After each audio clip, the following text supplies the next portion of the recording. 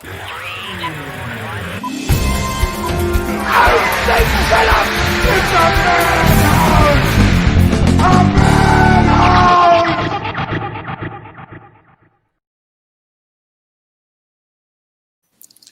welcome to the Movie Madhouse. I'm Rob. I'm James. I'm Jason. And it's just the three of us. This is so weird. Yes. But it was important for this topic because this is our year-end wrap-up. Mm-hmm. Yeah. I only watched 14 movies that were released in 2020. Yeah. Wow.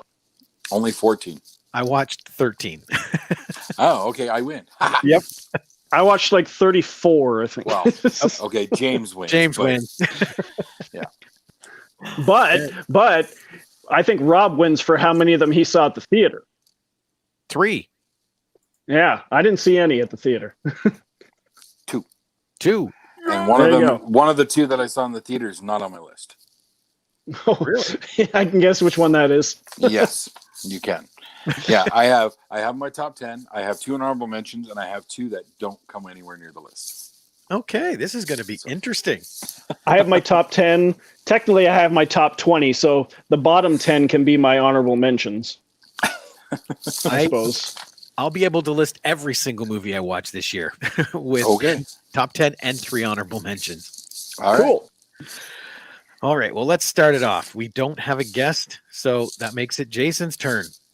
All right. Well, my number 10, and it just got a little trickier than I thought.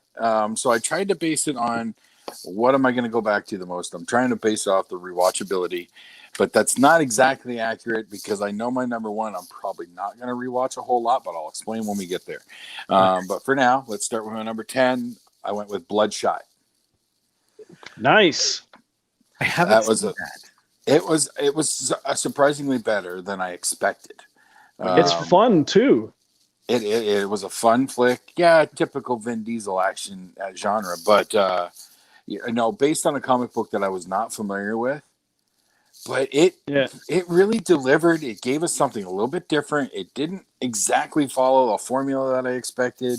It was just a nice surprise, and I really do hope. I don't know how well it did. I don't know if there's any plans for a sequel, but I do want more. And see, that's the hard part now. How do you recognize these numbers? Because you can't compare it to Endgame. Exactly. Yeah, they came out the other day and said that Bad Boys for Life was the domestic box office winner of 2020 because it basically had a full theatrical run. Yeah. Yeah. Yeah, it was lucky enough. That and, well, I don't know, Birds of Prey might have Sonic the Hedgehog had a decent sized run too, so I think that was number 2. Okay. But look at our life when 2020's highest grossing movie is Bad Boys for Life. Mm-hmm. Okay, seriously. Yep. Oh, just imagine when things are fully back up and running, which probably won't be fully until 2022. Just imagine what the box office numbers are going to look like. I honestly think this has warped everything. When there's 12 Marvel movies released in 1 year. But see, half of them will probably be streaming. Yeah. And how do you judge those numbers? Yeah. You can't judge it by dollars, obviously. Nope. Because that's not a fair assumption. You could go by views or downloads, I guess, but subscriptions. That's not fully accurate either. Maybe subscriptions. Oh. But when you're subscribing to the whole service. That's where you can't use dollar value. So it is hard. It's a hard metric. This is going to be literally comparing apples and oranges now. Yep. Mm-hmm. James, number 10. Oh, my number 10 was the latest from Lee Whannell. It was The Invisible Man. I still haven't watched it. That's got the chick from Handmaid's Tale, right? Yeah, Elizabeth Moss. Yeah, this movie is intense as hell. Just the CGI that they do in the movie when the Invisible Man kind of gets revealed is cool, but Elizabeth Moss is acting a lot of this movie with nothing there, and she knocks it out of the park with her acting against nothing. or somebody in a green suit. Yeah, how did they film it? Did they just green screen them, or They did green screen, but there is some stuff where there's no one there, and she's just pretending like she's being dragged by just moving herself along or whatever. monologuing? Yeah. It's an intense movie. All right, I'll try and move it up my list. An awesome follow-up from Upgrade that Lee Winnell also did. Yeah, I liked Upgrade a lot. And see, I did want to watch Invisible Man. When it first came out, I heard a couple negative things, so I thought, okay, I'm just going to wait for a bit. But then I didn't hear anything, and I forgot about it. I didn't hear much about it, except that it was another great movie from Lee Winnell, because everyone talks about Upgrade, and rightfully so. And then, because this was one of the movies we had at the theater before the lockdown happened. That was in theaters. Invisible Man that was in theaters before the lockdown happened. Which lockdown he's saying? Yeah, the first one. So okay, yeah, I like Lee Winnell. Like, to me, Saw is always going to be his best, But well, in terms of the ones that he's directed, because he was just a writer back then. And then when he became a writer director, really came into his own. I think he did one of the Insidious movies. I don't know if it was the last one or the third one. I'll have to dig that up because now I'm curious. Lehman. I've definitely enjoyed Upgrade a lot. So I didn't realize that was him that did Invisible Man. So that makes me want to see Invisible Man a little bit more. He did Insidious Chapter 3. Okay. Which I didn't see because I wasn't really impressed by the first one, but Upgrade is awesome. Invisible Man, I think, is even better, but a very different movie. You're right. I might actually watch that tonight. I got 15 minutes of Cobra Kai left to watch, and then I've got 3 episodes. I still have to check that out. I've seen the first 2 seasons. It feels so much like the movie. I love it. Yeah, they're hitting all the right notes for nostalgia while giving us a little bit more. I could do a little bit less of the teenage angst, but that's that's what it is. The new generation and all. That's exactly it. They're mixing the generations to kind of be able to further the franchise. Right. Yeah. Well, my number 10, and this should make James a very happy man, is Tennant. Yeah. Now, I have not watched it. Yeah. Are we spoiling each other's as we go up the list? Like, oh, that's my number 1. Oh, that's my number 4. Yeah. Or okay, that's my number 3. That's your number 3. Yeah. I thought it would be higher. It was at my top 3 or 4 movies have kind of shuffled the last few months. Okay. So see, Tennant, because when I rewatched it, when I bought the Blu-ray and rewatched it with subtitles, so I got everything, it jumped back up again. Now I heard there was a lot of issues like audio wise in the theater. Like people were saying it's loud and it was hard to hear like the dialogue and whatnot. That Did wouldn't they be the rectify first that with the home release? I never noticed it to be as bad as everyone said, because it was a problem with Interstellar as well. Maybe with Inception. I think it's just the way his movies go. He gets a lot of the going in his movies and stuff, but I don't know. I watch a lot of my movies with subtitles at home anyway, so well I have to keep but I have to keep the volume down. I have a lot of old people living in my building. There you go. No, you better keep it up then they know what you're doing. With Tenet, I really love the film, but like Jason said, I went by rewatchability, and unfortunately, I don't know if I'll ever watch this one again. Just because it is so hard to keep track of things as you go.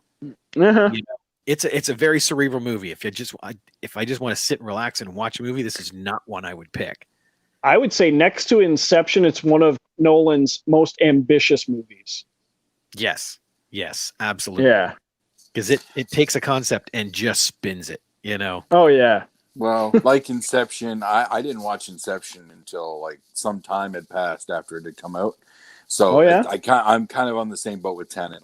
I'm probably I'll watch it eventually. I'm not in any hurry for it. Well, just remember, you got to be thinking. Yes. Okay, so no distractions, straight up No. watch it. Yeah. Okay. No. All right. All right. Jason, number 9.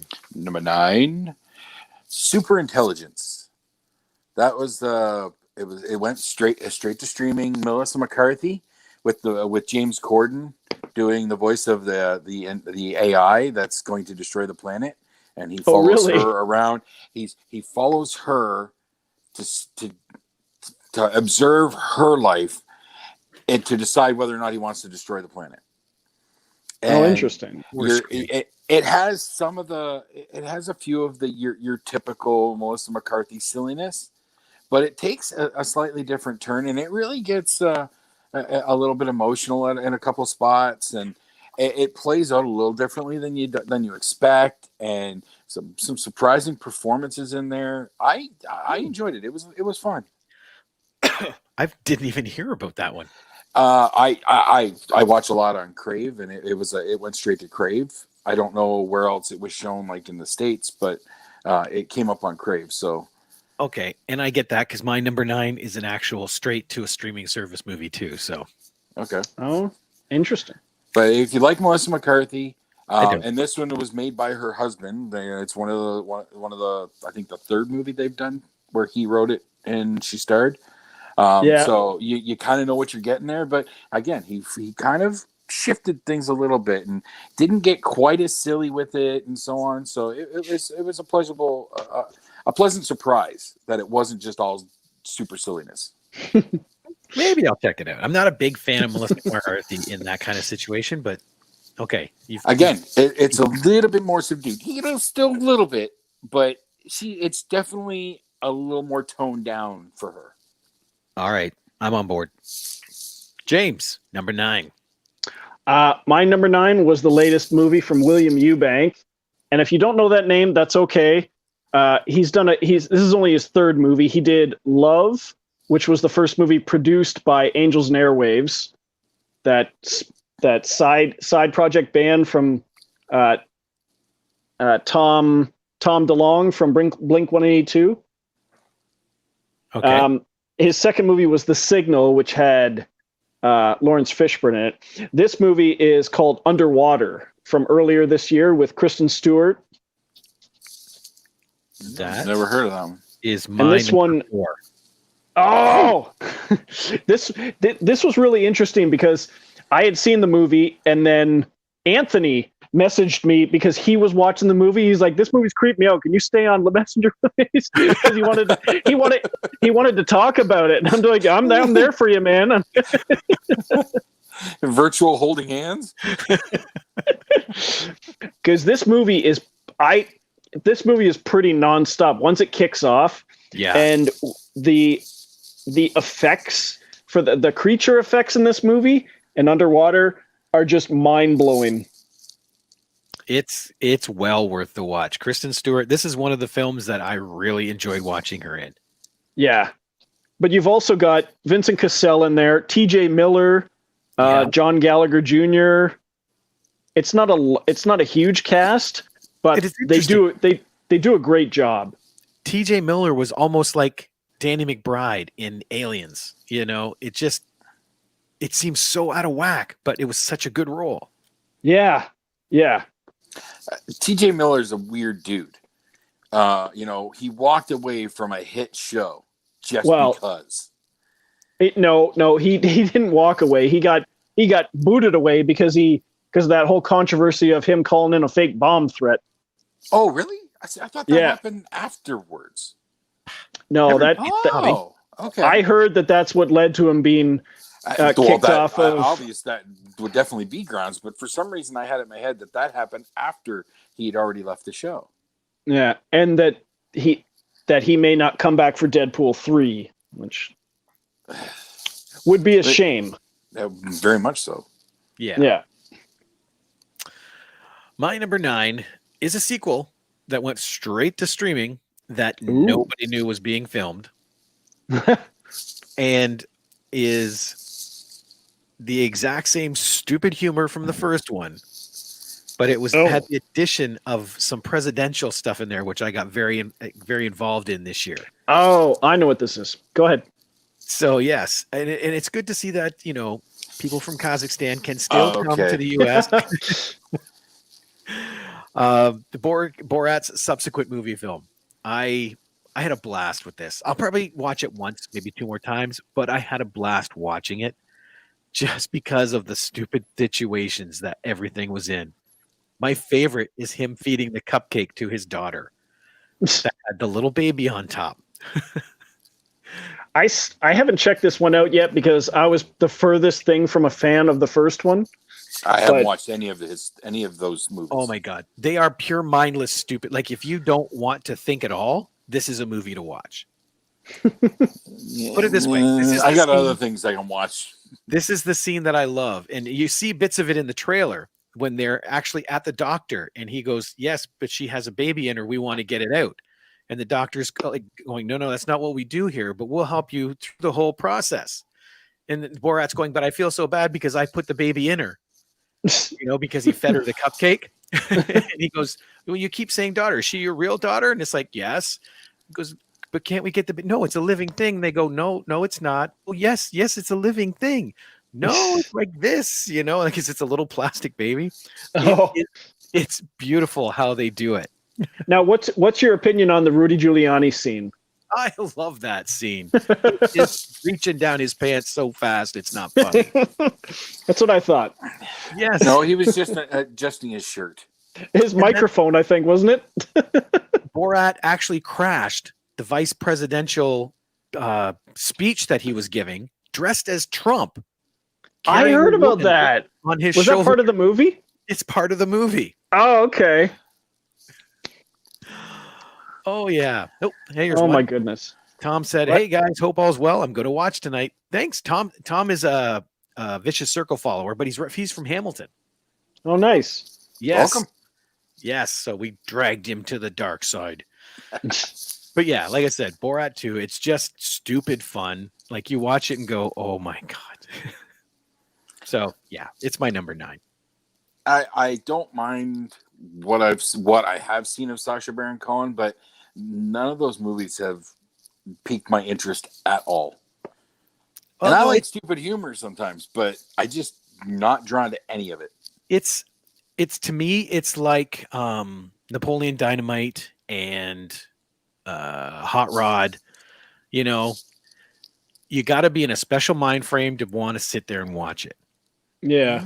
Like Hot Rod, I love. But if I'm not in the mood for it, oh my God, it's the stupidest movie on the planet. And it's like off. Borat is the same way. I'm not putting it on my list. I'm not in any hurry for that. Maybe I should say something. Don't you dare. Don't you dare.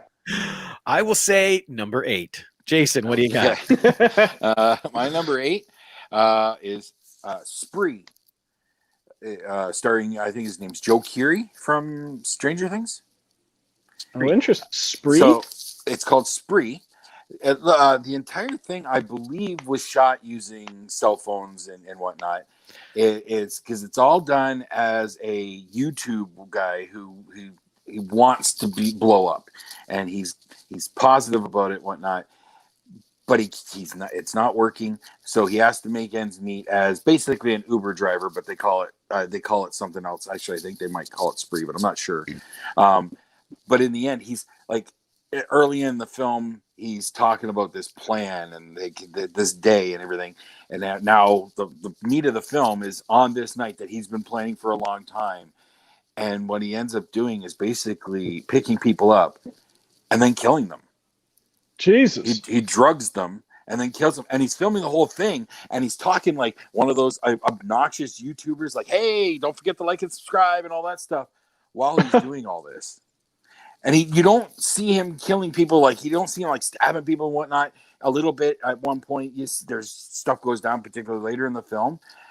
But it's really weird. And it's the fact that, we could see this any day now. Somebody is going to snap and be live on social media actually doing something like this. Dude, it's happened. Uber, like an Uber driver snapped a while back and all that. Yeah, like no, a guy GoPro'd himself shooting a newscaster and the cameraman. Oh, jeez. Yeah, I did not hear about that. But that's where social media is at now, where people just don't believe that it's real, and still stuff like this can actually happen. That part of it terrifies me. But it was actually I enjoyed it. It was well done, and it was neat. It was a different experience. I have to ask. Okay, like Super Intelligent Spree. These are films I've never heard of. Did you just sit with Tubi one night and go, I'm gonna watch. Spree, I actually heard about. I think Kevin Smith might have referenced it on one of the YouTube things that I watched from him. I heard about it somewhere else, like on YouTube or something, and it sounded interesting. And then it popped up on iTunes, I think is where I got that one. And I took the chance and I loved it. Interesting. Yeah. Tom's got a question. He goes, "What did you guys think of Wonder Woman 84?" Haven't seen it yet. This might come up later, right, Jason? Right, Jason? That's yeah. Yeah. Okay, we're gonna get to that one, Tom. Just that question. I figured that was there. Oh, it's somewhere. I have not heard great things. I have heard that it has a lower Rotten Tomatoes rating than Justice League. Oh, we got to freeze that and blow it up so we can get a look at his list ahead of time. Yeah. Wonder Woman 84 has the lowest IMDb score of any of the DCEU live action films. Yeah. We will get to that one. We'll get to it. Number 8. Number 8. My number 8 is Let Him Go. The Kevin Costner, Diane Lane movie, sort of a modern, semi-modern Western. I've not Pa Kent reunited. Nope. Doesn't ring a bell at all. Yeah, it was a movie that came out, I think it was like a month or so ago, where you've got, I think it takes place in like the 50s or 60s, and you've got Diane Lane and Kevin Costner who own a horse ranch, and their grown son, who is married to a woman, and they have a newborn baby. Well, the son is out one day riding a horse and ends up falling off the horse and breaking his neck and dying. So they've lost a son, and then it jumps ahead a few years, and their daughter-in-law, who still lives with them with the baby, the kid's a toddler now, has remarried. And they move out of the house, and the mom is still worried about the kid and the daughter-in-law. So she is kind of keeping an eye on them, following them around, and she witnesses the husband abusing the wife and the child. And then she's going to visit one day, and all of a sudden they've up and moved out of the town or out of the state, I think. And apparently the man that she married is from this infamous criminal family from, I think it's like North Dakota or something. So she decides, and she talks her husband, Kevin Costner, into it, to going and tracking them down for almost no other reason than to get their grandson back, because they don't trust them with this family. And it's just, Kevin Costner and Diane Lane were just made to be this couple in this movie, and it's just amazing. I feel like Diane Lane is like one of the most underappreciated actresses in Hollywood. I've been a fan of hers for a very long time, but I haven't seen her in enough high-profile things. You want a great high-profile thing that she did? I would say several years ago. She did a movie called Unfaithful with Richard Gere.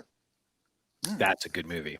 That is a great movie. I'll have to look that one up, because I'm a big fan. I've been a fan of hers for a very long time, and then for the initial reasons I'm not going to get into. But let me just say my puberty was involved.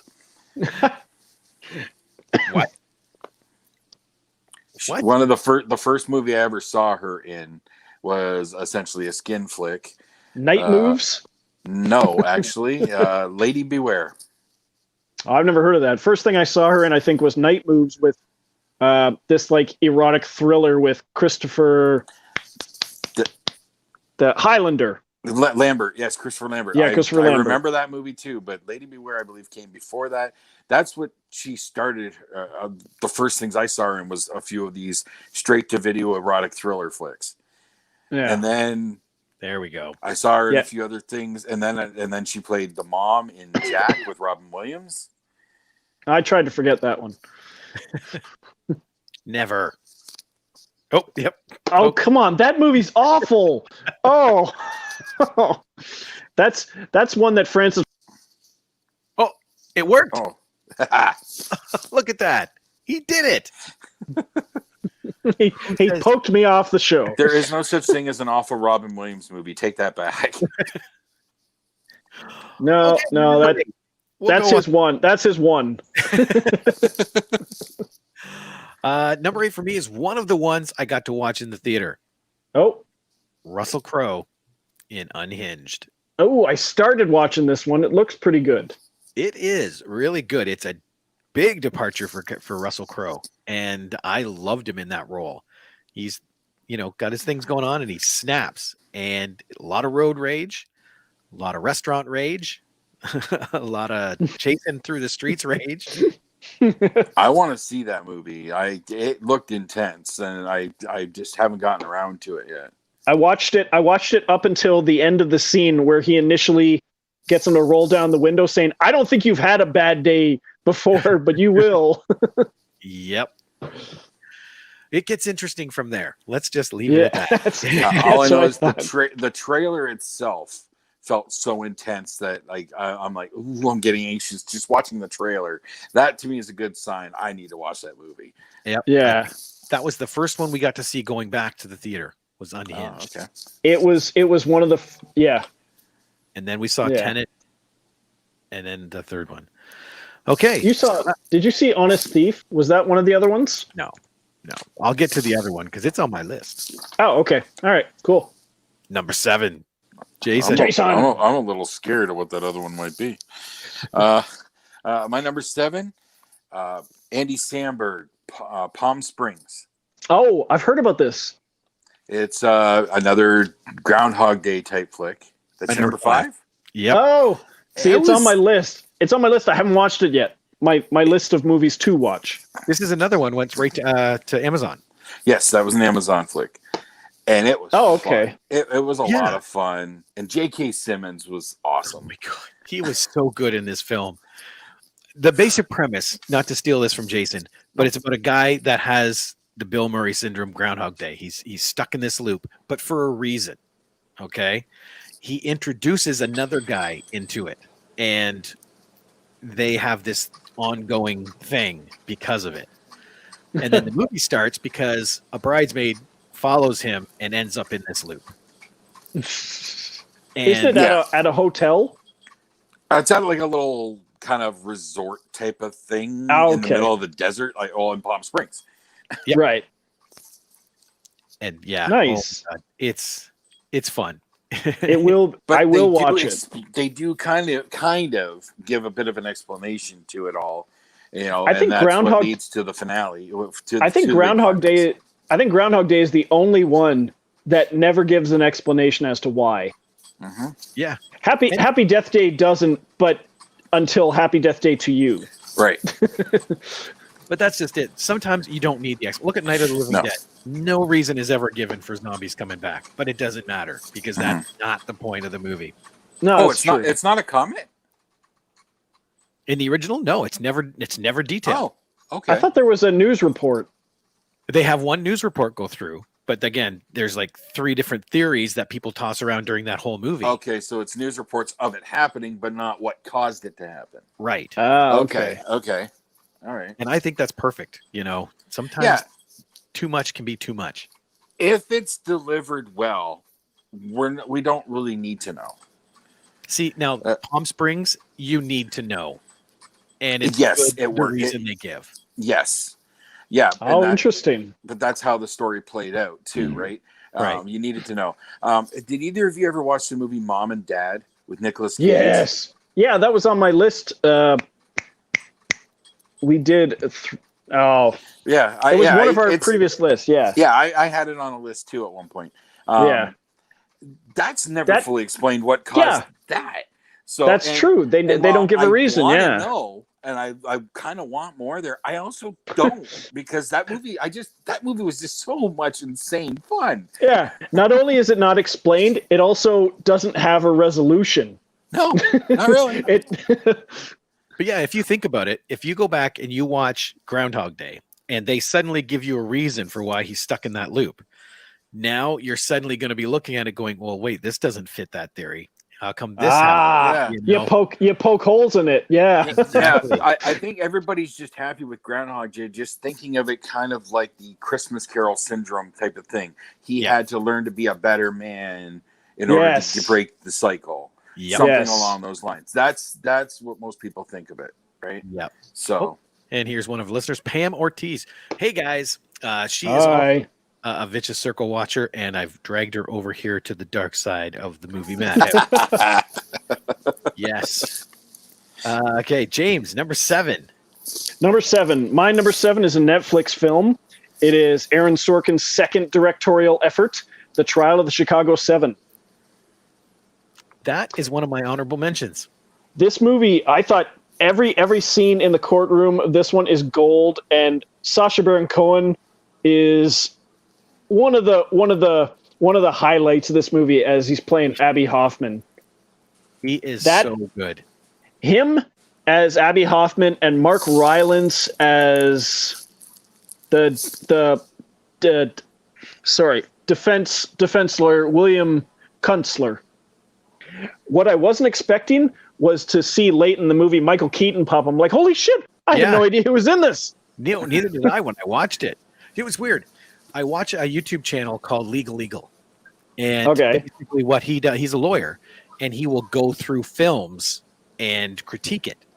You know, My Cousin Vinny, A Few Good Men, things like that. And this one popped up, and I started watching it where he was going through the trial. And I was like, you know what? I need to watch the movie first. Oh, it is so good. I knew nothing about it going in. And then, like you said, Michael Keaton shows up. It's like, whoa, that was awesome. I've heard nothing but good things about that movie. I need to put it on my list. Pam here, she says, I love horror movies. Well, we do have certain topics about that. Yeah. Yes. And a wall behind us here that shows a ton of stuff. And we've got Lupa. Hi, guys. Hi, guys. I think I know her. Yeah, you do. Yeah. Hi, Steph. She can't fool us. I know. My number 7 is also a Netflix film. And it had the best portrayal by these two actors, Robert Pattinson and Tom Holland. Oh, Devil all another the time. one. Oh, my friend Dalton had this on his list, and I haven't watched it yet. Oh, you've got to watch it. Oh, I heard mixed things. That's why I haven't got to it. Lupa laughed. LMAO. Yeah. Oh, no. Trust me. It's a slow burn, but the performances are great. Okay. Robert Pattinson as an evangelical preacher, and Tom Holland as a Southern boy. And there's a lot of other people in this. Again, I'm drawing a blank on a lot of the names, but it's Bill Skarsgård's in it. Oh, nice. It's not a character driven, like it's ensemble. It feels like what would I compare it to? I don't know. I only know one person who's straight up saw it before you, and they did not have a lot of good to say about it. So I compare it to Legends of the Fall. There we go. It's that kind of piece. Ooh, where it's that's a pretty high bar. I agree. It's a very slow burn, but the performances and the story make it worth the ride. Yeah. Yeah. I was definitely curious. The trailer did get my attention, and I've definitely been curious. But then it was Tally who saw it, and he did not like it. So I was going to watch it based on the cast alone because I like Robert Pattinson, and Robert Pattinson and Tom Holland, I think, were also together in The Lost City of Zed, I believe, along with Charlie Hunnam, which was another impressive movie. Never even heard of that. But this one's worth the watch. All right. All right, Jason, number 6. Number 6. Because you know this, well, again, my list is relatively short to begin with, but I just love me some Harley. So Birds of Prey and the Fantabulous Emancipation of One Harley Quinn. I know it's polarizing, but I like that movie. It was a lot of fun. I liked it too. I was surprised that I liked it as much as I did. It's one of my honorable mentions because it's one of the 13 I saw this year. And this was one of the things I mentioned during the Great Suicide Squad debate of 2020, where I wish they could have transplanted Harley Quinn in Birds of Prey into Suicide Squad, because she was the only thing that annoyed me about Suicide Squad. We're going to agree to disagree there. Okay. No. I get it, because I know other people who felt the same way. Pam said a good Netflix movie is War of Ghosts. It has a twisted end. I haven't heard of that one. I have not heard of it either, but Netflix puts out a lot of stuff. Yes, they do. I'm pretty sure I have. Yes, I have one Netflix original on my list coming up. So interesting. Okay. But Birds of Prey was a lot of fun for me. It was. I want more. And Ewan McGregor. That was cool. That's Ewan McGregor just going. Like, I think he channeled Nicolas Cage, honestly. Like, he was just chewing the hell out of that scenery.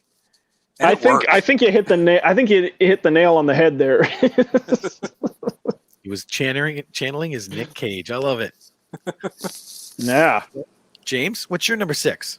My number 6 was I was going to say my number 6 was a movie from this year, which they all are. From 2020. This was Antebellum. I didn't see that. This was one that the concept and the trailer intrigued me, and then the movie, which kind of the trailer's a little misleading because it's sort of like a famous she's like a what is she, like a famous political or doctoral figure, and the trailer leads you to believe that she gets kidnapped and taken back in time to an old plantation, and she's held captive there. Well, in reality, she's not taken back in time. She is kidnapped and put on a plantation, and that's where I'll stop, because the rest of the movie is better left to discover for yourself. But it is oh man, this movie is shot so impressively. Janelle Monáe, who stars in the movie. You've also got Jenna Malone and Jack Houston in the movie, and what's her name? She has a small cameo, Gabori Sidibe. I was just thinking of her. She has a very memorable cameo in the movie in a restaurant. But I can't tell you how many YouTube videos I saw that were crapping on this movie and like how much they hated it. And I think it is. I have not heard good things. So it is very impressive. If you ask me, and no one does, I understand. But my number 6. Okay. My number 6 had to be on the list because it was the only movie released this year with Harrison Ford. So it had to make my list, but I actually enjoyed the film too. Call of the Wild. Oh, nice. Really nicely done. The CG was a touch off, but the dog. after talking to Gavin about the Mandalorian and the effects on Luke and all that, it's like, dude, in 1983 we believed this little Kowakian lizard monkey could hang from the roof of Jabba's barge, and it looked amazing, and it didn't. It looked like a freaking puppet hanging by an arm, just swinging. Okay, and we bought it. So you push effects aside, and this movie was so cool. The relationship between him and the dog, and not to mention the travel that goes on, because this is all over Alaska. It is right. It is well worth the watch. I even saw an article on that, actually. It's like people that are complaining about Luke and the Mandalorian obviously never watched Scorpion King's debut. I think I saw the same article. Yep, because that is horrible CGI. Yeah. Or they I'll can just give you watch that. Justice League. What do you mean, Mustache Gate? Justice League, not just Mustache Gate, just Justice League. I can't defend Mustache Gate. Nope, you can't. Not to mention, they said it would have been easier to digitally add a mustache than it was to take away what they like to do what they tried to do. But anyway, number 5. That's 10. 5. Jason. Number 5 for me, The New Mutants. The movie we waited way too long for. We finally get it now that it's too late because they're probably not going to do anything further with it. Oh, they're not. And that sucks because what they gave us was a great starting point. That is my 3rd movie I got to see in the theater. Okay. And that's my number 1. Oh, wow. Okay. All right. Yep. Nice. The movie did not disappoint. I adored what they did with it because they took that group. I love the book. Okay. And the fact that they took Bill Sienkiewicz, his art style, watching the special effects or special edition, like on the DVD, the special features. Yeah. Found out Bill was very involved in that film. It shows. Yeah. Like he Yeah, came down pointers on the story that he was writing and doing at that time with the Demon Bear. And then he even did the closing panels. Like it was all new art. Nice. Yeah, the only one who crapped on the movie was the guy who originally started New Mutants. Apparently, Tom is talking about Call of the Wild. No, he can't be. He must be talking about Antebellum because Call of the Wild you cannot not like. Okay. So it has to be the movie I pick, of course. Look, we don't trash talk any Harrison Ford movies around here. Come on now. Right? I mean, 6 Days and 7 Nights was okay. No, let's not even pretend. And Random Heart. Oh, that movie's great.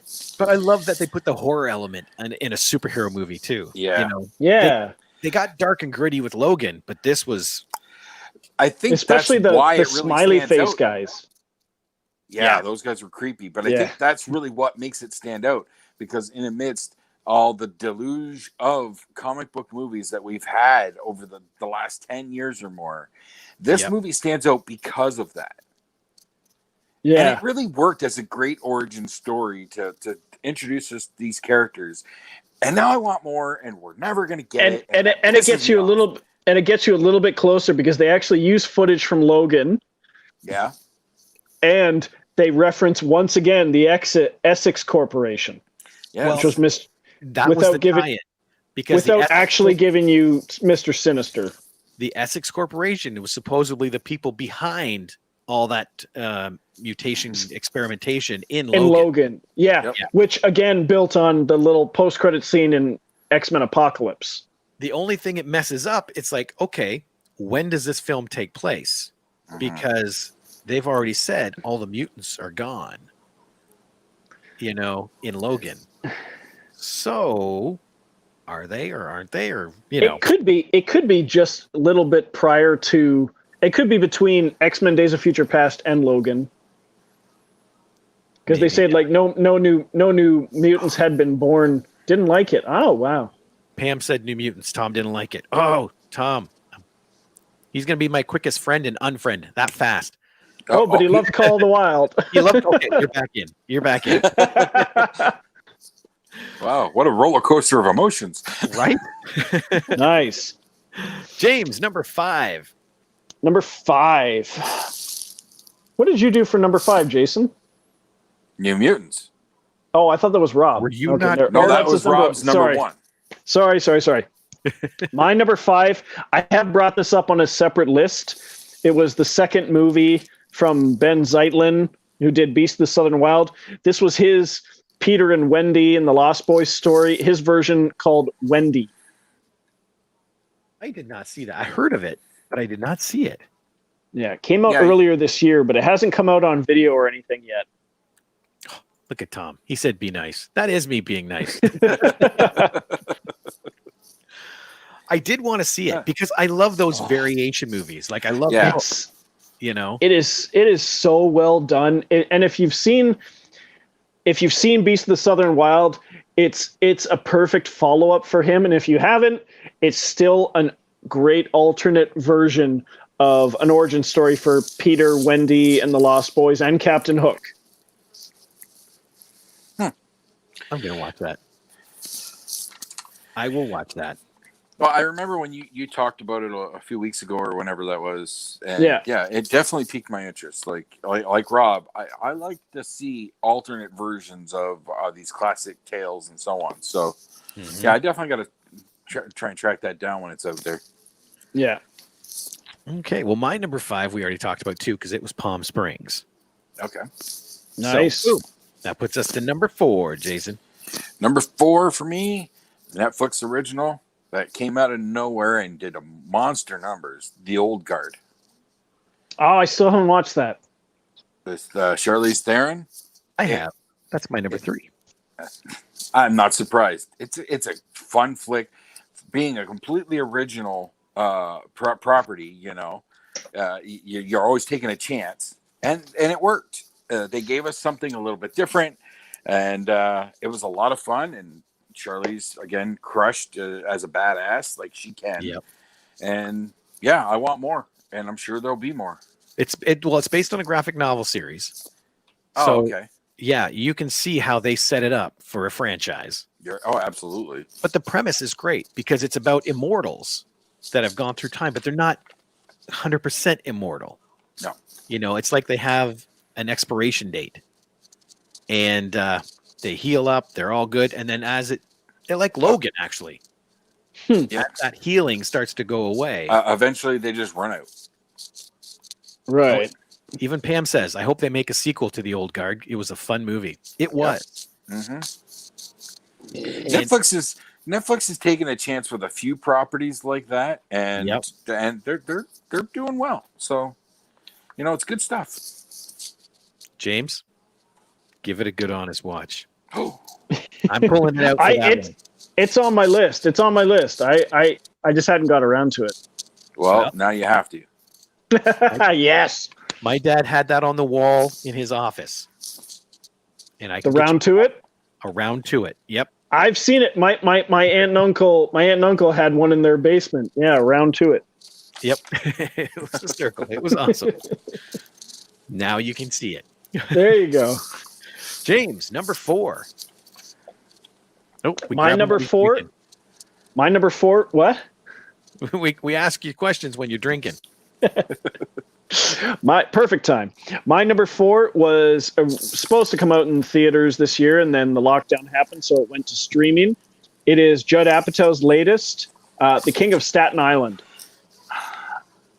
I have wanted to watch that movie since it came out, and I just haven't got around to it. Oh my God. Pete Davidson on SNL, and I've heard nothing but great things. I don't know much about Pete Davidson on SNL because I don't watch it a whole lot, but Pete Davidson was nothing short of a revelation for me in this movie. He was amazing. He was playing himself. It's a variation on his own life story. He was, but you've also got Bill Burr in there. You got Marissa Tomei, Steve Buscemi playing a firefighter, which he was originally. Yep. And even the supporting guys, like Pete Davidson's friends, his actual friends portray friends in this movie, and it's great from start to finish. I've wanted to see it, and it was one of those ones when it came out originally to streaming, it was like $30 or something like that. It's like, okay, I'll wait, and I waited and forgot. Yeah. Pam said he was great because the movie was close to his life. Yep. And it's helped him turn his life around. He went through a rough patch. He's had mental health issues and so on, and then he got into the party scene and whatnot. And this, telling his story, getting this movie. The only thing is COVID. As he said on SNL, I think it was the season premiere, COVID took away his big dick summer. because he should have been relishing in praise Oh, for my God. a phenomenal film. And while he still got a lot of praise, he didn't get the amount of praise that he could have gotten had it had the full release that it was supposed to. Yeah. And his comedic delivery in this movie was just genius. And the fact that he wrote it. Yeah, I have no doubt that it's a great movie. I just need to watch it. You do. Balin says, "Great show, fellas." Yeah, thank you. He usually walks with us. Okay, because I can't do anything on my phone while we're doing this. James, can you tell me, did Peanut Butter Falcon come out this year or was that 2019? Oh. Peanut Butter Falcon was 2019. Okay, never mind then. Okay, for a second I thought I forgot an important movie that would have easily slid into the top of my list, but okay, we're good. We're good. Well, it's okay. We're going to be jumping to number 3 because my number 4 was Underwater. Oh, which we nice. So, Jason, number 3. My number 3, an insanely fun movie starring Daniel Radcliffe, Guns Akimbo. I didn't watch that. Honorable mention. Oh, it is so much ridiculously insane fun. It is. It's brutal at times, but it came out of nowhere, and I loved every moment of that film, and they could do more. I'm sure. I think it did well enough that we may get more. I haven't heard. I don't know where exactly they'd go with it, but I'm along for the ride. I'm in. Daniel Radcliffe.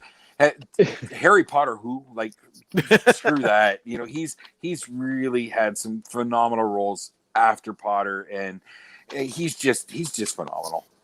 Yeah, the only one that hasn't really done anything is Ron Weasley. Like, what the hell? And another great performance by Samara Weaving. Yes, yeah, almost unrecognizable compared to her other stuff, but yes, another great role for Samara Weaving. Well, we're going to fly through 3 because James, we already know, is Tennant. Yep. I'm the old guard. Okay. So that bumps us to number 2. Jason, you're up again. My number 2. And now this would have been my number 1 had I not watched my number 1 movie less than a week ago, and it instantly went to the number 1 spot. But my number 2 from Guy Ritchie, The Gentleman. Honorable mention. Charlie Hunnam, Matthew McConaughey, Colin Farrell. It's Guy Ritchie going back to his British crime comedy roots, and it's just a fun ride. Lots of twists and turns that you don't quite see. Hugh Grant, and I didn't even realize it was Hugh Grant. I'm watching this movie, and he's an important part of this movie because he's basically telling the story of the movie. And I didn't even realize it was him. Just love it. So much fun. I can watch Guy Ritchie's British movies like the Snatch, Lock, Stock, and Two Smoking Barrels, Rock and Rolla, and this movie. I can watch them all on constant repeat. I've got one honorable mention. I'm just going to throw it there now because I know it won't be on your lists because technically it wasn't a full movie.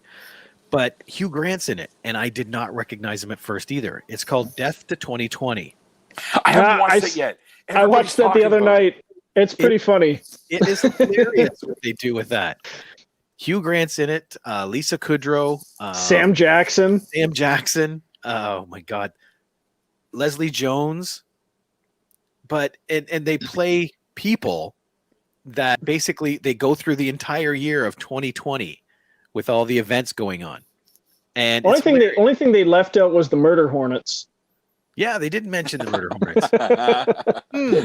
Because that was a non-story, really. James, what do you got for number 2?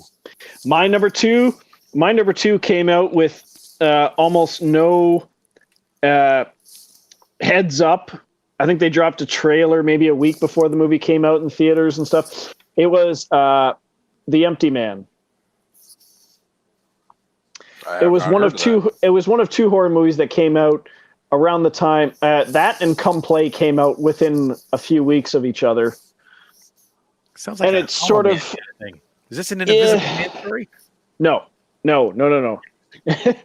It was one that it involves a former cop investigating a kidnapping and this urban legend about the empty man, where if you stand on a bridge and blow through a bottle and say the name the empty man, in like a day, you'll see him. In 2 days, you'll hear him. In 3 days, he comes for you. It's something. But and I know they're it's trying to make another Candyman, Bloody Mary, and it probably sounds kind of silly, but I thought the movie was pretty damn good. I had gone in a couple times to see clips of it, and there's some impressive musical score in the movie. And I'm also a fan of James Badge Dale, who's in there. Stephen Root is also in there. And I don't know. I just for a movie that didn't get much heads up or fanfare or recognition, I thought it was exceedingly well done. Sounds like a lazy man. That's what it sounds like to me.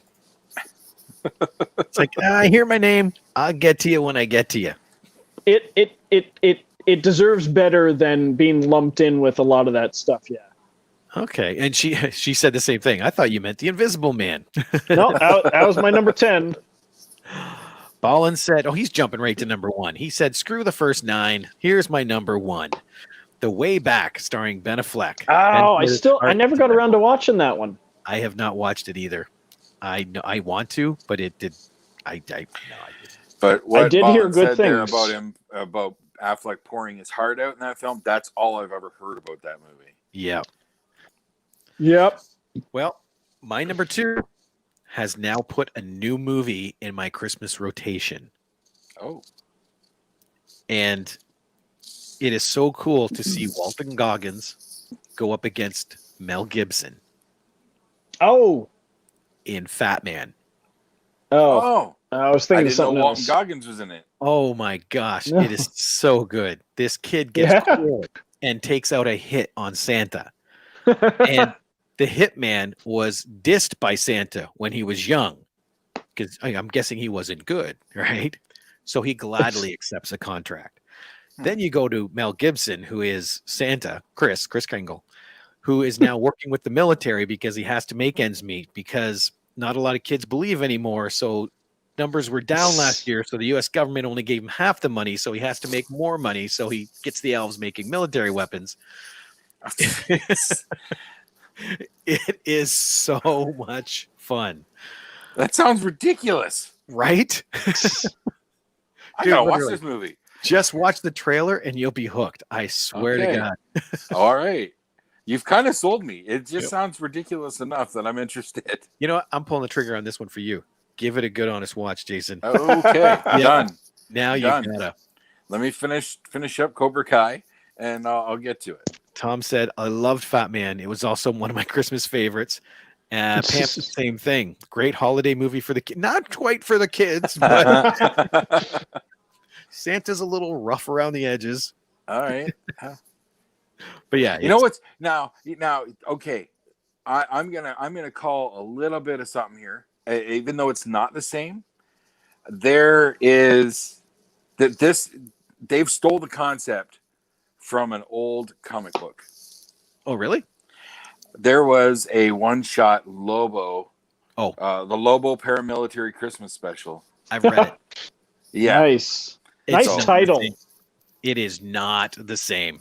No. Well, yeah, but the whole hit on Santa thing.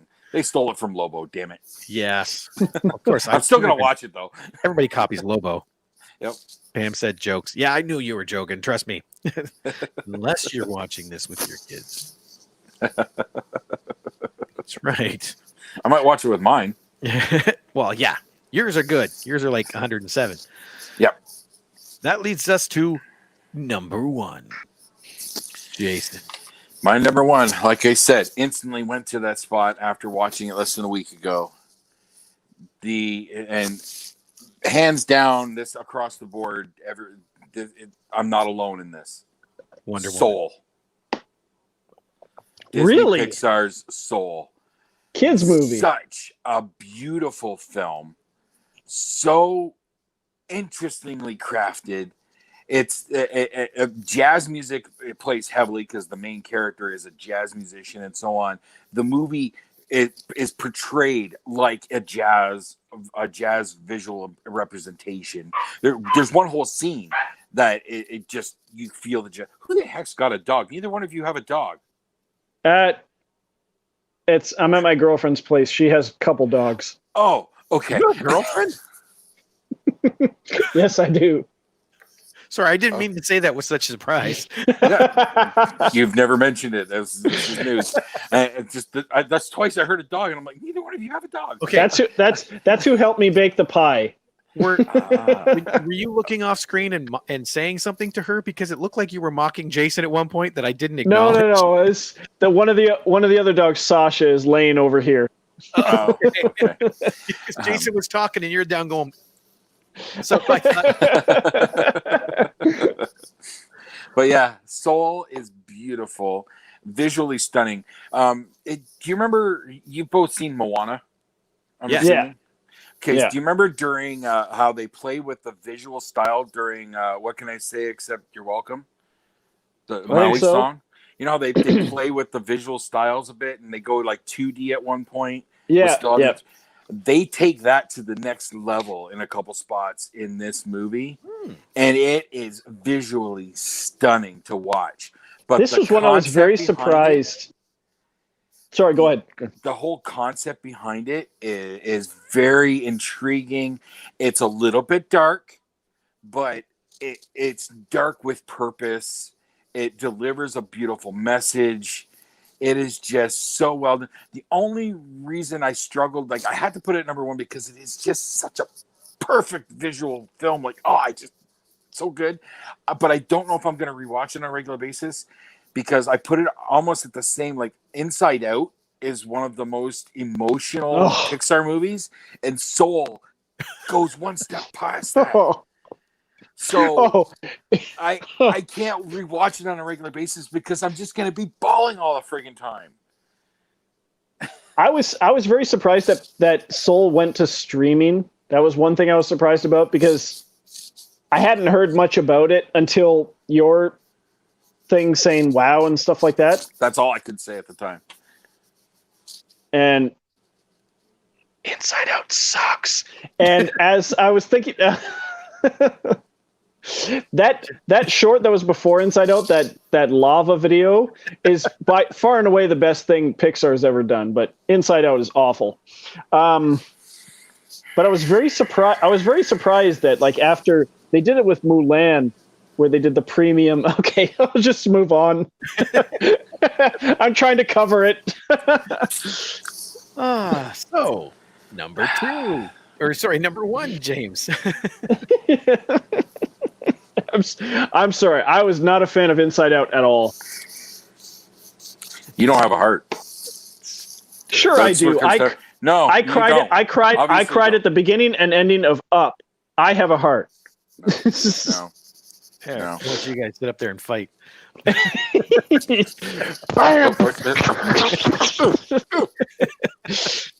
Okay, my number one, not on anybody else's list. I'm not surprised. I was talking to my friend Dalton, saying, like, thought he'd be bigger. Anyway, there's only been a few movies where it had my heart going from beginning to end. And like one of them was John Wick Chapter 2. The next one was Mile 22. The third one after that was this movie, and it's the latest from David Ayer, starring Shia LaBeouf as Creeper. This is The Tax Collector. This movie, oh my God, was so damn intense. And because you basically got all the, like, people pay taxes on what they earn and what they spend and stuff like that. Well, for drug dealers, all the criminals around town have to pay taxes on what they earn to the people at the top of the criminal organization. And that's this one guy, David, played by Bobby Soto, and his henchman called Creeper, played by Shia LaBeouf. And I was talking to Dalton, and I'm just saying, you know what? Because he's met Shia LaBeouf a few times, taken an acting class or two with him. Like, if I ever get to meet him with you, I will honestly tell him that his role in this movie scared me just a little bit. He is a damn intense, frightening individual in this movie. And I've never seen that from Shia LaBeouf before. Unfortunately, he's under fire right now. Yes. Yeah. So, but I mentioned Peanut Butter Falcon, even though that's last year. Phenomenal film from him. Like, I've also heard that Honey Boy is also outstanding. Okay, which based on his life, apparently. Oh, and see, even like Transformers, I love that film because of him. Yeah, he was fun then. Like he was great in that. Yeah, and Disturbia. Oh, there, Ballin speaks out, huh? Cancel James for picking the collector. Why? Fuck you. That movie's amazing. Apparently, we have strong feelings on this movie. James, you can swear at me and Rob, okay? Don't swear at the audience. It's bad form. We need the audience. Oh yeah, who wants to cancel me? I'm not a TV show.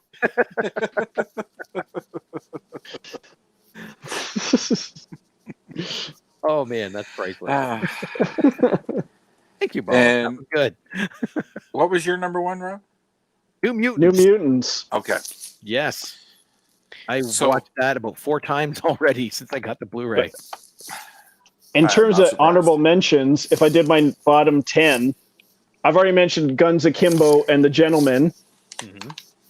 Train to Busan presents Peninsula was in there. I haven't given that a shot because I've just heard too many mixed reviews. Oh, it is so good. I'll get to it eventually. You know your opinion. I Still Believe. That was the biopic about Jeremy Camp earlier this year. I got a lot of flack for this one. Fantasy Island. I had a lot of fun with that one. That's on my honorable mentions. I enjoyed it. The zombie apocalypse taking place on a reservation, Blood Quantum. You I saw a trailer, but I did not watch it. The movie that everyone hated without ever actually seeing it, The Hunt. I want to watch that. I do too. It's so much fun.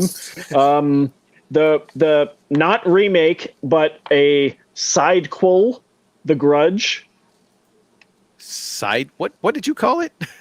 Sidequel, because people called it a remake, but it actually takes place during the events of the first and second, I think, Grudge movies.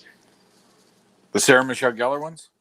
Yeah, it takes place at the same time as some of those. Okay. So it's not a remake. It's actually connected to the other Grudge movies. And Bad Boys for Life, obviously. Never did watch it. And Doolittle. I had a lot of fun with the Robert Downey Jr. Doolittle. I did not watch that one either. Whoa. Why? Yeah, that one got ripped apart. It did, and I don't know why.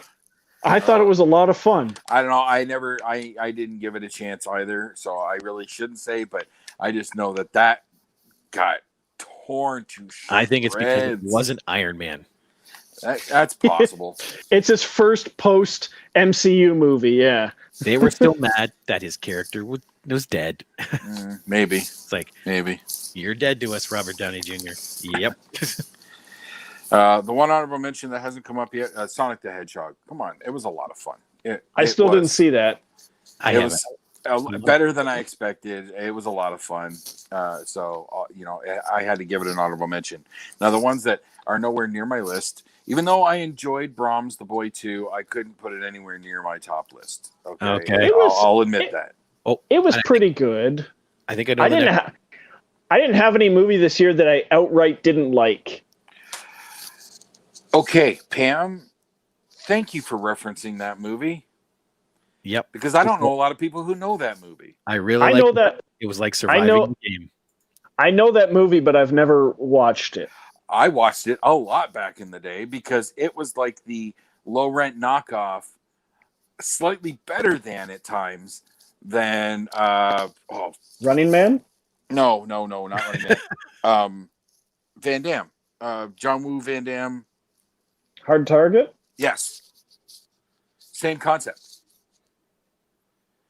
but I Surviving the Game kept it a little bit more grounded. You know, Hard Target goes a little over the top. Surviving the Game kind of keeps it a little more down. And yes, Rob, I'm sure you know what the other one that's not anywhere near my list. That's why I wanted to get that quote out of the way. We promised Tom that we would talk about it. Pam says you guys need to watch it. It's been on my radar. I will get to the hunt. It is a lot of fun. Hearing about it and whatnot, Surviving the Game came to mind when I heard the concept of the hunt. So I honestly think she was telling James and I to watch Surviving the Game. Oh, so, I think one of these days. Yeah, I need to revisit Surviving the Game. It's been a long time. I gotta watch. I didn't even know about it, so now I do. I know it has Ice-T in it. It's Ice-T and Rutger Hauer. Okay, right. So let's get to your last non-honorable mention. Wonder Woman 84. See, with this one, I heard good things and I heard bad things, but I never heard great things like the original. Well, I wanted the theater experience with this movie because I love the first one. I used Steam points, but I paid $30 at the concession stand, and I was really disappointed with this film. Yeah, you got cool visuals and all, but the story is a mess. The editing is a mess. There's nowhere near close to any moment that can come close to the No Man's Land scene from the original. There's nothing that even comes close to that. So, but what I knew I was in trouble early on to the film too. Like 10 minutes in, when we're first introduced to Kristen Wiig, she's walking into the office, and she pulls out her briefcase and it falls open. Papers scatter everywhere. So there she is in the middle of the lobby, picking up all these papers. Nobody's helping her because nobody cares about her. And then Diana Prince walks over and helps her out, and they're talking and so on, have their little rapport. In that scene, after they've collected the papers, she's now clutching the briefcase to her chest. And there's paper sticking out of the side of it and everything. It's dead center of the screen. And there's continuity errors because the briefcase changes position. You see the papers, you don't see the papers, all in a 5-minute scene. And it's right there, dead center of the screen. As soon as I noticed that inconsistencies, I knew I was in trouble with that film. And it's, again, the story is a mess. The acting is pretty good. Like, everybody handles their roles well. Pedro Pascal is just over the top, and it worked for what they were given, but the whole thing falls flat because the story really, when you go over it, doesn't make a whole lot of sense. And throw up the spoiler alert thing here. Okay. Turn away if you don't want. Turn away. What's that going to do? Never mind. Listen if you don't want spoilers for Wonder Woman 84. Because the finale doesn't really make sense, and technically the bad guy gets away. Like he gets away with it. He's gotta, because he's got to come back in other movies. But there's no reason for him to come back. He's Maxwell Lord. But there's no reason for him to come back. And he gets away with it because everything he did, even though he almost destroys the planet, when you think about it, nothing will stick to him. And he didn't plan it that way. It just happens that way. What does that mean? That 1-2 minute, it didn't kill the movie, but I knew I was in trouble. Saying that scene with Kristen Wiig and the briefcase, the continuity error, it didn't it didn't destroy the film, but it was my first sign that we were in trouble. Yep. The whole reintroduction, bringing back Steve Trevor, didn't really make sense. It's weird how you can make one pretty damn impressive movie and then you come with the sequel, same team, same director, same star, and it kind of turns into a train wreck. I wonder if that's the studio's fault. because Warner Brothers are notorious for that. Apparently, So, the studio wanted to cut the opening. The I'd opening? be curious to see how much more involvement they had in this film than the original. According to the director, they wanted to cut the opening in Themyscira or whatever, the flashback scene. Well, no, because I don't know. That scene was cool. I enjoyed that scene, and it does set up the arc that Diana goes through, and there are some good moments in this film. Okay, just nothing that really blows you away, except for the surprise cameo at the end. Do you want me to spoil it, or keep my lips shut? Go for it. We got the spoiler alert up. Go for it. Well, you in the trailer you saw the armor, right? Well, yeah, which made armor, no sense. That armor is Artemisia. I can't remember her name now, but it's the most heralded Amazonian warrior. Stop it! I'm getting a seizure here from all the. They built the armor for her. She protected the rest of the Amazons when they were leaving the world of man to go to Themyscira. She stopped the armies of man wearing that armor while the rest of the Amazons ran away. And then she disappeared, but they were able to reclaim the armor, and then Diana had it. So she talks about her when she's telling Steve Trevor about the armor and whatnot. She says, she disappeared. I've looked for her. I can't find her, but here's her armor, and I have it, and so on.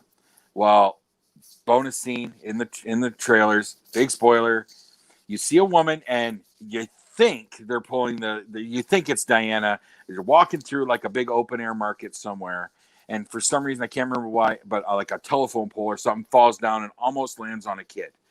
And this woman that you think is Diana, because you just see her from behind, just reaches her hand out, stops it, and sets it down. And the mother comes rushing, oh, thank you. How did you do that? And you turn, and she says, oh, I've trained with martial arts. It's all about just shifting the weight and all that stuff. So she explains it off, turns, it's Linda Carter. Oh, sweet. Yeah. Linda Carter is the most heralded Amazonian warrior of all time.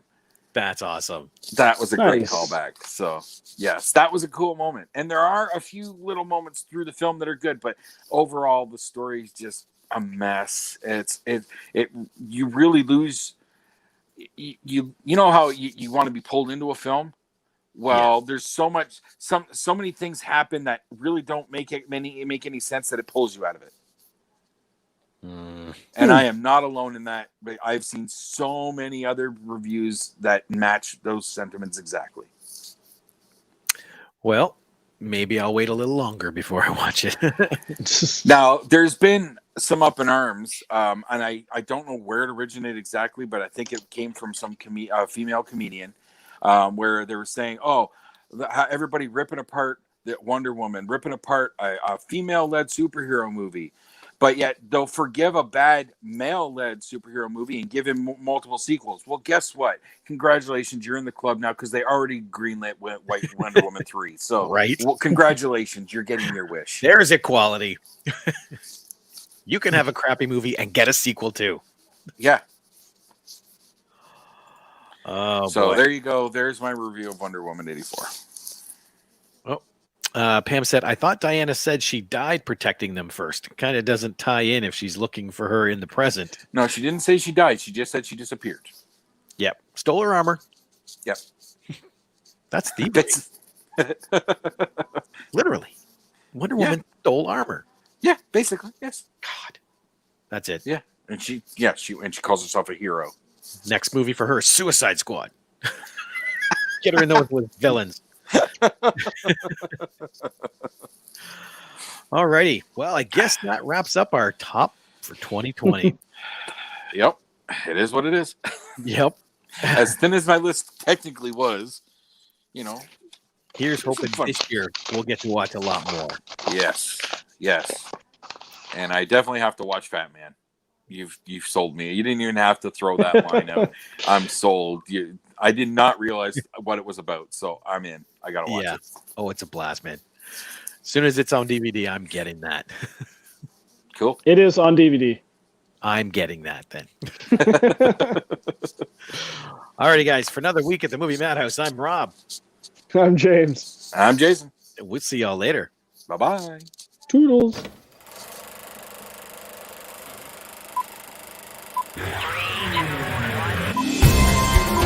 I say shut up!